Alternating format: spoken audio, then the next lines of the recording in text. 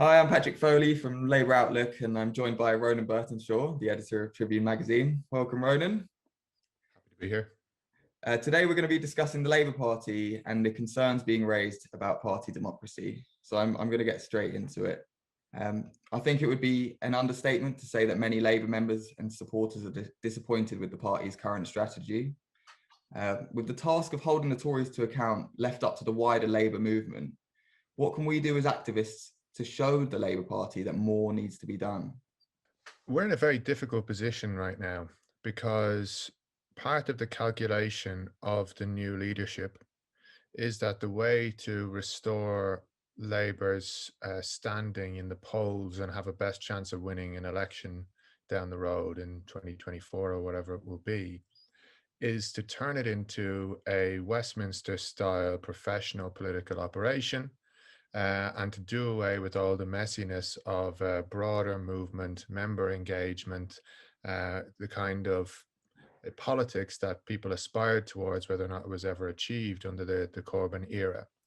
Um, all of that is seen to, result in message indiscipline, internal dispute.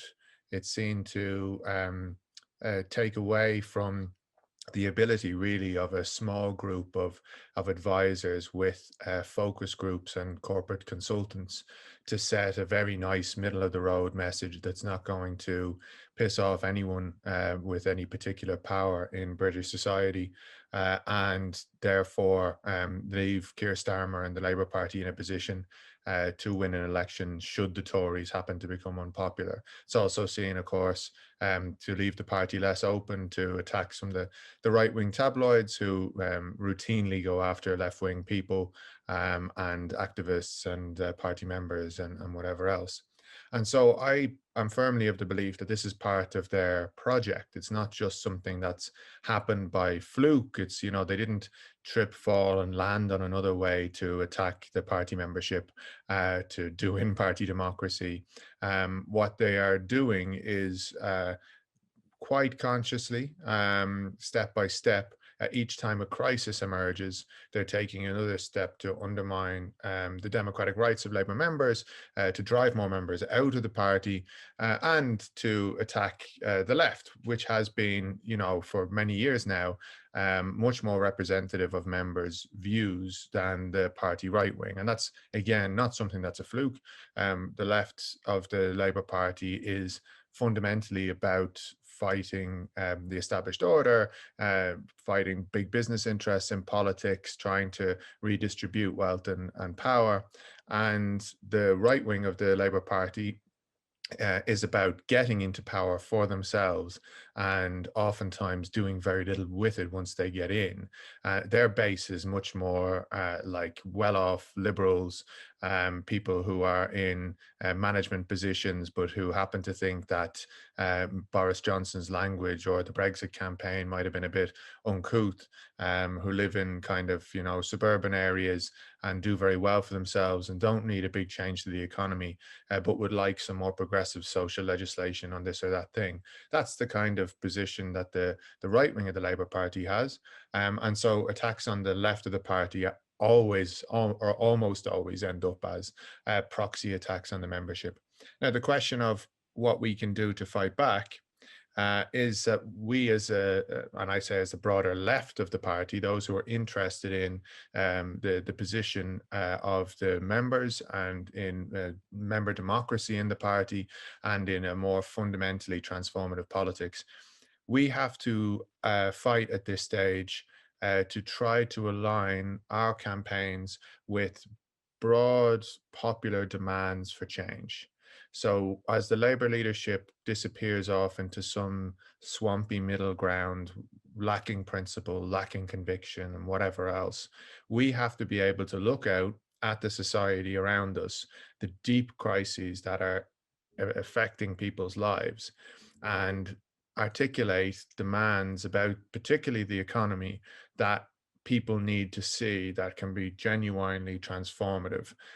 I mean, campaigns we've been talking about for some time around directly the COVID crisis, things like statutory sick pay, things like overhauling the universal credit system, things like fighting to make sure that the furlough scheme had a minimum wage floor. All of those were correct orientations, but the left of the Labour Party was nowhere near disciplined and organised enough in fighting for them.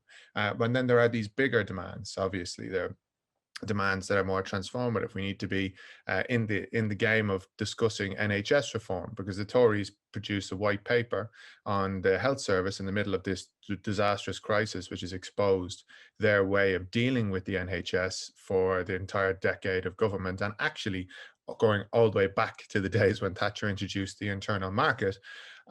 Something, by the way, which was not removed by the Blair Labour government. But while they were able to put on the table a plan in terms of the white paper, the Labour leadership came out with basically nothing articulate to say, well, this is actually our vision. And that white paper allowed the fundamental system of private involvement in the NHS to remain. It only slightly changed the tendering process, basically. That was it. That was the great, much heralded reform that they were going to make. And it didn't change the fact that in the NHS today, you've got a massive outsourcing of cleaners. You've got, we've seen what happened with the Serco and Cytel situation. You've got hospital trusts hugely underfunded and in extraordinary amounts of debt. We had, I think, 40,000 nurse shortage at the start of this crisis. I mean, there's so many things that we could be calling for in terms of improving the health service that would be popular. And really, the Labour Party is not putting its shoulder to the wheel on that under this leadership, and the left should be doing it. And I say this, by the way, in the broader context, which includes, we fight for the Green New Deal and we fight for change in trade union laws and all these things that we need to do. But the idea of us having an outward focus is that the risk right now is that the battle inside the Labour Party gets framed as simply something that's irrelevant to working class people, that it's one small group of political anoraks against another small group of political anoraks, and our demands don't actually have a broader purchase. And some people around the Labour leadership, some of their advisors genuinely believe this. They look at the left and they think of us as a political irrelevance that could simply be dismissed, and that's why they pursued the road that they have. Actually, what gives us power is that the left's demands reflect the aspirations of millions of people for fundamental change in the economy and in the political system. And until we get back to a point where we can be seen to represent that and have the people's energy behind us, it'll be very difficult to put pressure on Keir Starmer. And any maneuver that we might make within the apparatus, worthwhile as some of them are, and I think we should be organizing ahead of conference, and I think we should be trying to make sure the General Secretary doesn't get confirmed by conference. And I think there should be a whole series of worthwhile initiatives there. But any move we make through the apparatus will be weak unless we are seen to have and know that we have the backing of large numbers of people who need real change behind us. A lot of us can sympathise with wanting to fight an internal battle, but understanding where our priorities lie in holding the Tories to account for their control of this pandemic and their ideological incompetence when it comes to the pandemic. And you mentioned about pushing for solutions to deep problems with our society, whether that be through a progressive tax system, Green New Deal, rebuilding the welfare state, or ensuring employment for all. So those goals are quite concrete for us. As a movement, what way can we get that out into the mainstream? Can we connect Labour politics at a grassroots level, those demands, with the demands that people are making on the street? Because I think a lot of them, there is a crossover, but that maybe not so clear for people that we are actually espousing what they need.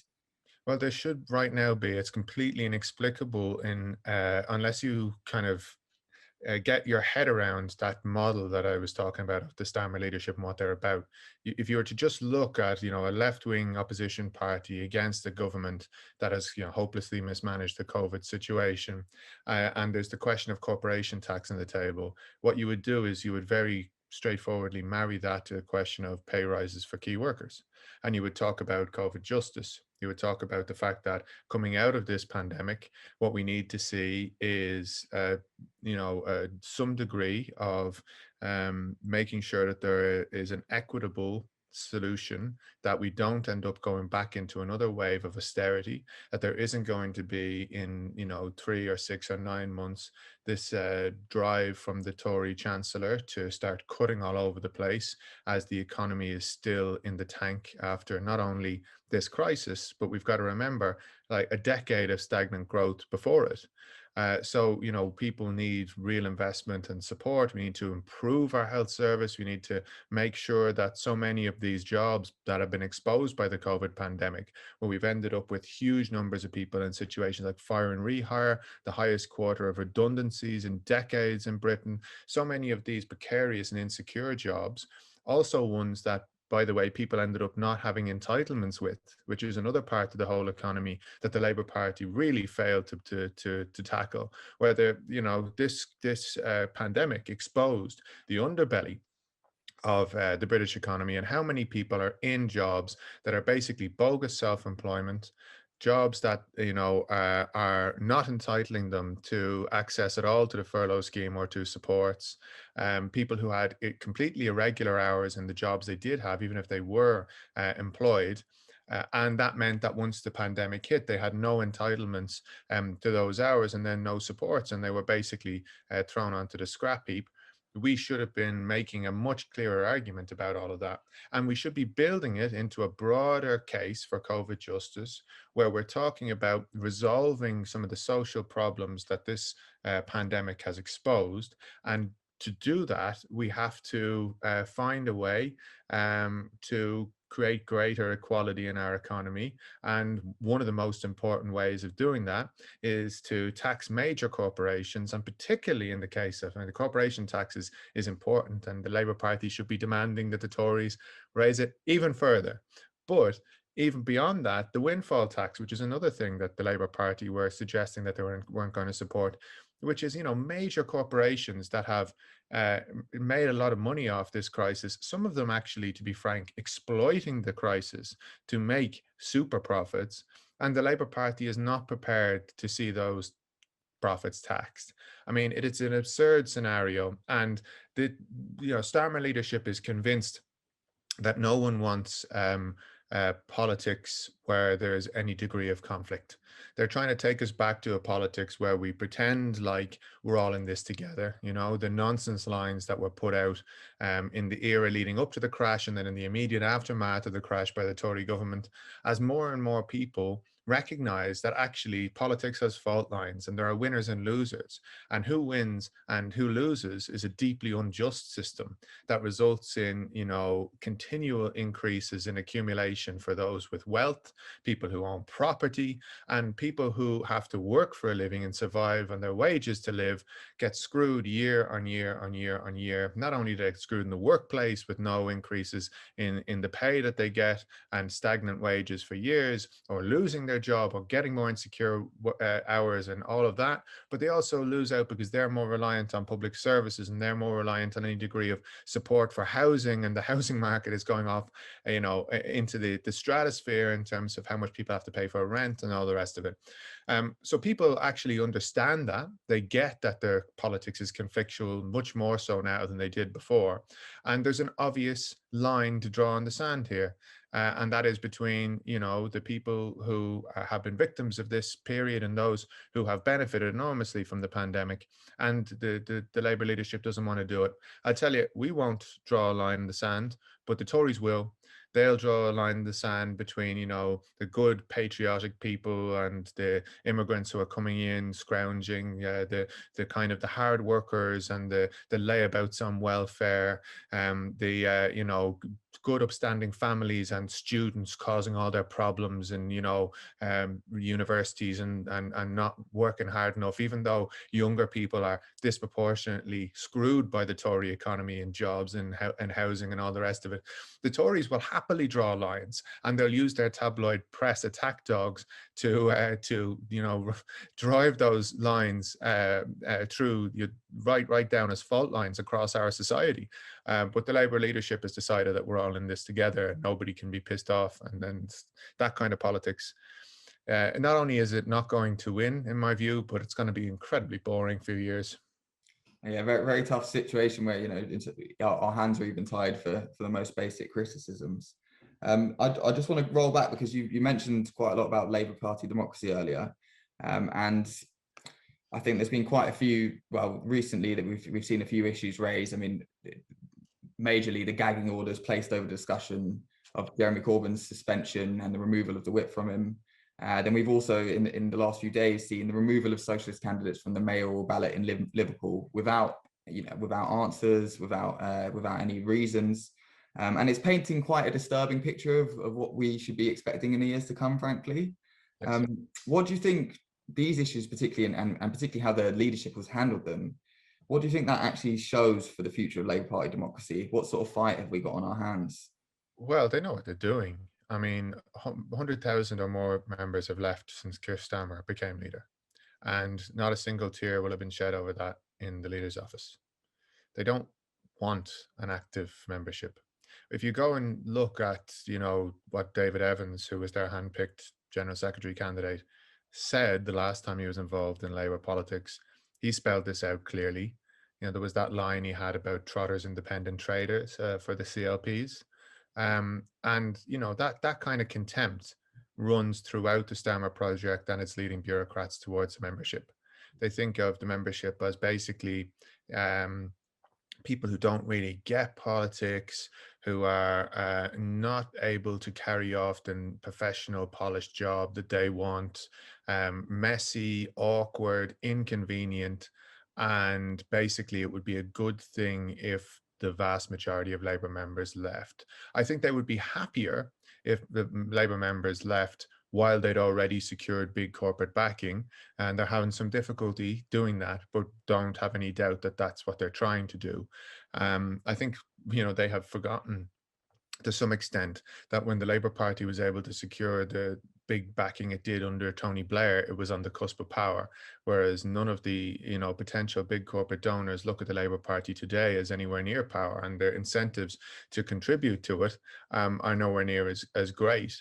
But eventually, of course, they will find people, because people don't give money for the goodness of their hearts in politics. They do it because they want to get something from it, and that's always the case with big donors. Politics is a transactional affair for them. And the Labour Party, over time, as we've already kind of briefly touched on, will move further and further to the right on key policy positions. And as they do, more and more people who benefit from the status quo in those areas will start saying, oh, that's interesting. Oh, the Labour Party is moving in this direction. Maybe if we start becoming one of their donors, then we'll, copper fast in that position, or move them even further to the right towards our interest. And certainly, at least, we'll make sure there's no backsliding, and we don't have to pay any more taxes, or we don't have to worry about, nationalization, or the Labour Party supporting strikes in our workplaces, or whatever else. And so I think in that broader context, the idea of a member-led party and a mass membership party is not only alien to this leadership, it's offensive to them. The question then for members is what to do about this. I mean, I'm still a member and I have no intention of leaving. And I think it's very important that people get their heads around the fact that real political change takes a long time. We missed a major opportunity under the Corbyn leadership to reform the party into one that was more genuinely member-oriented, and we will pay for that. But if you look at the political landscape in Britain today, the reality is that there is a two-party system secured by the first past the post arrangement. And it is far better for people who represent real Labour politics.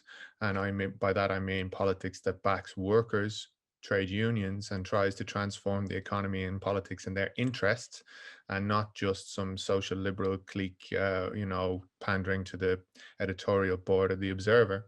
But it's far better for those people to remain in the political parties and political system that has access to audiences, mass audiences of working class people. One of the most transformative and important parts of the Corbyn years was that after the economic crisis, the financial crisis in 2008, there was a series of very obvious, left-wing policy solutions to the problems that we faced, but they had no airing in mainstream politics because the people who were articulating them were entirely out of institutional power, and in many cases not in the Labour Party, or if they were in the Labour Party, not very active or not very powerful within it, and so on. What the Corbyn moment in 2015 did is it took left-wing solutions to the crises that we faced and put them into the mainstream and forced mainstream discussions in the media, forced the Tories to argue against them, and it shifted the ground enormously on the economy, to the extent actually that the Conservative government are now implementing a number of 2017 Labour policies and actually referring to Joe Biden as their economic lodestar in this latest tax increases, which would have been unthinkable a few years ago. The Tories have effectively been shifted economically in a fundamental way. Doesn't mean that they are not still in favor of private interests and whatever else, of course they are, but they have a different idea now of what's going to win them votes, because 10 years of economic stagnation was met with real solutions from Corbyn that had to be answered. And their answer was, well, we'll simply take a number of these. We won't deal with a big structural transformative change that will help working people, but we will talk a bit more about state investment. We will talk a bit more about taxing corporations. We will talk a bit more about green industrial policy, all of these kind of things. And that only happened because Corbyn won leadership in 2015 and was leader of the Labour Party. That's it. And so for us, we've got to accept that the reality is being in the mainstream is where left answers belong. It's where left politics belongs.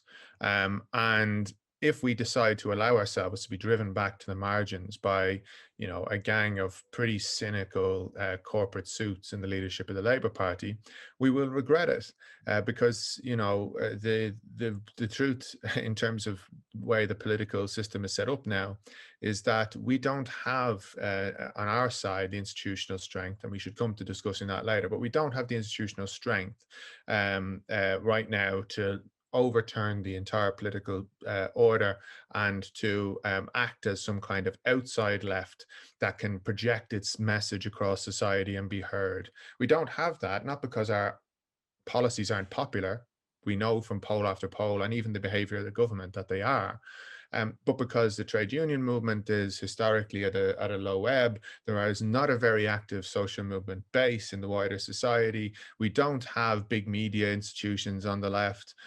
With all respect to both of our endeavors, we're both small projects, and we have to accept the reality of that. And so, until we can solve some of those problems, until we can address those realities, we really can't afford to allow ourselves to be pushed back to the margins, and people have to resist that. My own view on it is that this should be a moment where people stay in the party and they organize a left, but they understand that they're organizing the beginnings of the next left for Labour. And that right now, because of the power of the Starmer leadership, and because of the demoralization on our side, it's going to be difficult to secure short-term victories. But what we can do is be active in fighting our trade unions and supporting workers' struggles. We can be active in building social movements. We can be active in building our own institutions, whether they be festivals like Arise, whether they be media outlets like Tribune, Labour Outlook, and we can build the foundations that when this inevitably, the Starmer project inevitably hits a wall, and I think it will. I mean, looking at the trajectory we're going down at the moment, I think that we're already entering a phase where in a year or 2 years, the level of dissatisfaction with things is going to be very high. Then we are actually capable of leveraging institutional power and putting forward the prospect of another wave of left-wing progress in British politics that breaks us out of what's going to be a very narrow couple of years of debate over, 5% here and 5% there. Thank you, Ronan. Very clear message there for Socialist and Labour Party. Stay in and get organised and build for the future. Thanks for joining us.